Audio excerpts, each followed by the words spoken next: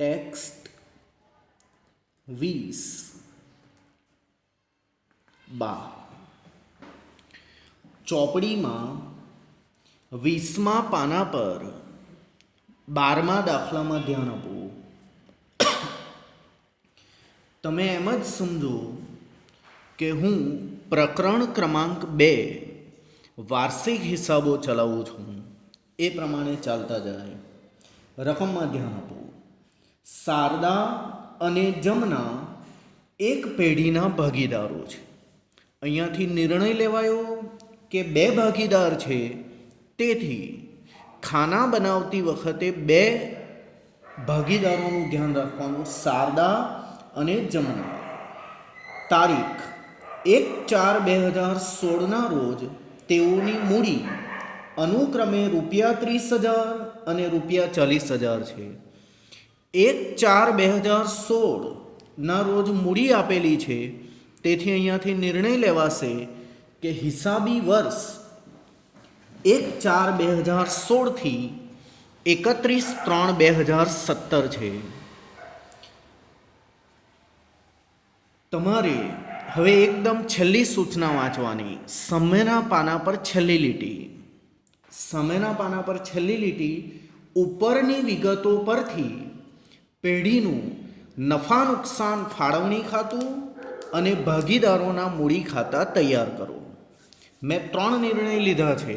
Number 1 Sharda અને Jamna. Number 2 હિસાબી વર્ષ 1/4/2016 થી 31/3/2017. નંબર 3 નફા નુકસાન ફાળવણી ખાતું અને ભાગીદારોના મૂડી ખાતા તૈયાર કરવાના છે. હેડિંગ લખવાનું.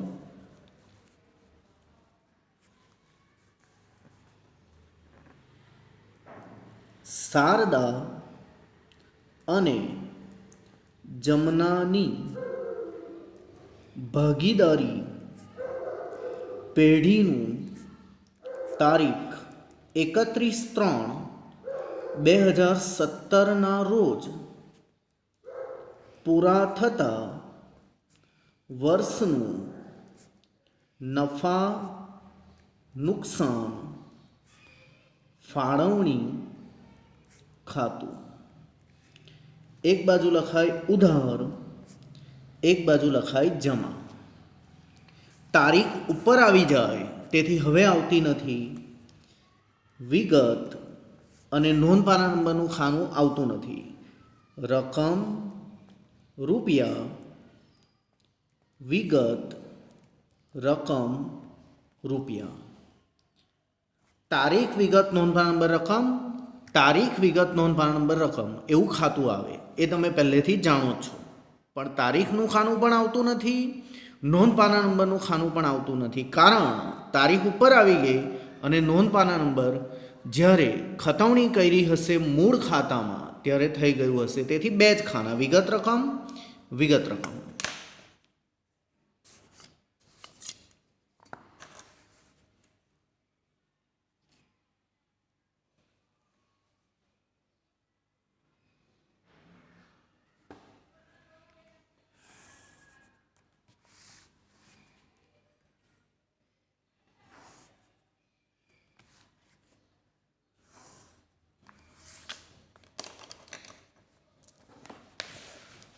હેડિંગ લખાય ભાગીદારોના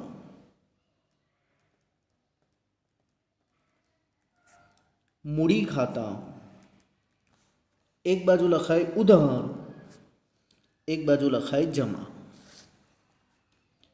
તારીખ વિગત નોંધ પાના નંબર આવતું નથી.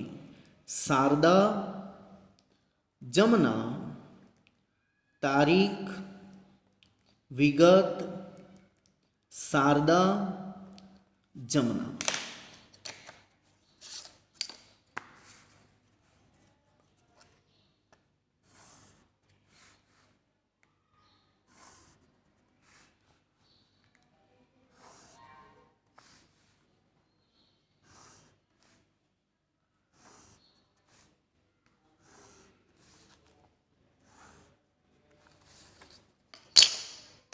હવે સૌથી પહેલાં તમે આ 4 જગ્યા વિશે જાણી લો. ભાગીદારને લગતા ખર્ચા અહીંયા નોંધાશે. ભાગીદારને લગતા ખર્ચા નફા નુકસાન ફાળવણી ખાતામાં ઉધાર બાજુ લખાશે. ભાગીદારને લગતી આવકો નફા નુકસાન ફાળવણી ખાતામાં જમા બાજુ લખાશે. ભાગીદારને લગતી આવકો નફા નુકસાન ફાળવણી ખાતામાં જમા બાજુ લખાશે. ભાગીદારને લગતા ખર્ચા, ભાગીદારને લગતી આવકો, ભાગીદારને લગતા ખર્ચા, ખર્ચની ઉધાર બાકી, ભાગીદારને લગતી આવકો, આવકની જમા બાકી. એ જ રીતે અહીંયાની બે જગ્યા વિશે જાણી લો. મૂડીમાં વધારો કરતા વ્યવહારો જમા બાજુ આવશે.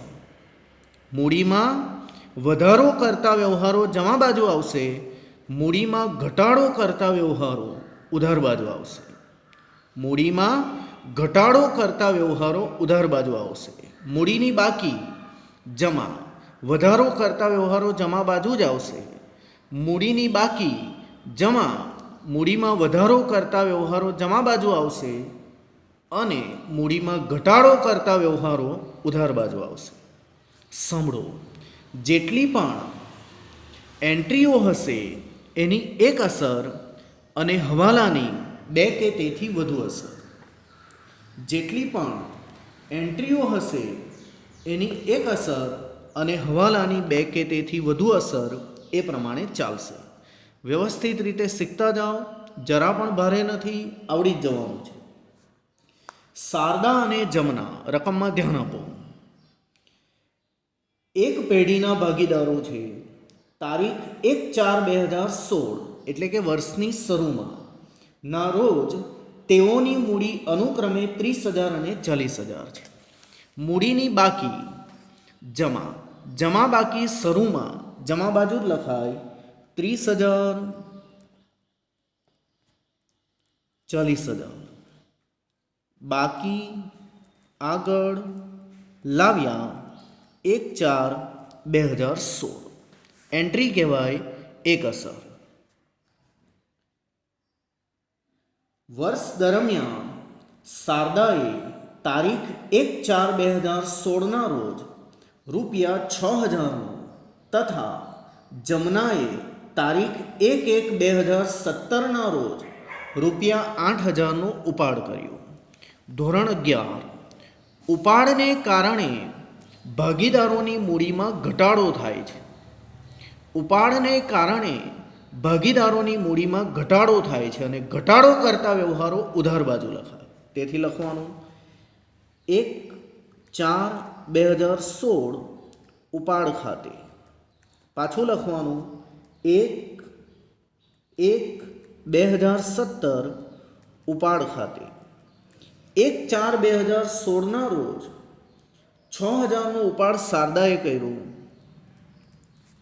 જમનામાં ડેશ, અને 1/1/2017 રોજ 8,000નો ઉપાડ જમનાએ કર્યો, ડેશ. એન્ટ્રી કહેવાય એક જ અસર. ઉપાડને કારણે મૂડીમાં ઘટાડો થાય ને ઘટાડો કરતા વ્યવહારો ઉધાર બાજુ. એવી વાત થઈ ગઈ છે. કહે ભાગીદારી કરારપત્રની જોગવાઈઓ નીચે પ્રમાણે છે. મેં જે તમને શીખવેલું ભાગીદારી કરારનામું, જેમાં વિગતો લખાય. ભાગીદારી કરારપત્રની વિગતો નીચે પ્રમાણે છે. એટલે નીચે જે 1, 2 ને 3 આપેલા છે એને તમે હવાલા જ સમજો. નીચે એટલે કે સામેના પાના પર જે 3 બાબતો આપેલી છે એને તમે હવાલા જ સમજો. દરેકની 2 કે તેથી વધુ અસર આપવાનો પ્રયાસ કરીએ. કહે મૂડી પર વાર્ષિક 10% લેખે વ્યાજ ગણવું. મૂડી પર વાર્ષિક 10% લેખે વ્યાજ ગણીએ. જે બાજુ મૂડી તે બાજુ જ મૂડી પર વ્યાજ. વર્ષને અંતે ગણાય. આ મેં કહેલી વાત સાંભળી રાખો. મૂડી પર વ્યાજ વર્ષને અંતે ગણાય 31/3/2017. જે બાજુ મૂડી તે બાજુ જ મૂડી પર વ્યાજ. મૂડી પર વ્યાજ ખાતે 30,000 અને 40,000 રૂપિયા વર્ષના આરંભથી શારદા અને જમનાએ આપણને આપેલા હતા. આપણે કોણ છીએ? પેઢી આપણને આપેલા હતા. જો શારદા અને જમના વર્ષના પહેલા દિવસથી જ આપણને 30,000 અને 40,000 આપે, એટલે કે મૂડી પેટે આપે, તો વ્યાજ આપણે આપવું પડે. વ્યાજ આપણે આપવું પડે, આપણા માટે ખર્ચ છે. કેવો? ભાગીદારને લગતો. આપણા માટે ખર્ચ છે. કેવો? ભાગીદારને લગતો. ભાગીદારને લગતા ખર્ચા નફા નુકસાન ફાળવણી ખાતામાં ઉધાર બાજુ લખાવે. ઉધાર બાજુ એક લીટી છોડીને. કેમ એક એક લીટી છોડવાની? કારણ કે આની ઉપર નફા નુકસાન ખાતામાંથી જે પરિણામ આવશે તે અહીંયા લખવાનું છે. એટલે એક લીટી છોડીને લખાય મૂડી પર વ્યાજ. એ ધંધાનો ખર્ચ છે. ખર્ચ હોય તો ઉધાર બાજુ. કોનો કોનો? શારદા, જમના. હવે ગણી કાઢીએ મૂડી પર વ્યાજ. મૂડી પર વ્યાજ 10% લેખે ગણવા કીધેલું છે. ગણતરી કરી નાખીએ નીચે. ગણતરી. મૂડી પર વ્યાજ કોનું કોનું? શારદા એક લીટી છોડીને જમના. શારદાએ 30,000 રૂપિયા આપેલા, જમનાએ 40,000 રૂપિયા આપેલા. આ 30,000 અને 40,000 વર્ષના આરંભથી આપણે વાપર્યા, એટલે કે આખું વર્ષ વાપર્યા. એટલે 10/100. 10/100. 30,000ના 10%, 40,000ના 10%. કંઈ ન કહે, આખા વર્ષનું વ્યાજ, એટલે કે માસ ગણવાના આવતા નથી. આખા વર્ષનું વ્યાજ 10% એટલે સહેલું, પાછળથી 0 કાઢતા. 3,000, 4,000. આ એવું મૂડી પર વ્યાજ કે જે ભાગીદાર માટે આવક છે. ભાગીદારને પૈસા મળશે, પરંતુ પેઢી માટે ખર્ચ છે. 3,000 અને 4,000. ટોટલ 7,000. બે અસર. નફા નુકસાન ફાળવણી ખાતે ઉધાર, કારણ કે પેઢીનો ખર્ચ છે, અને ભાગીદારોના મૂડી ખાતે જમા, કારણ કે તેમના માટે આવક છે.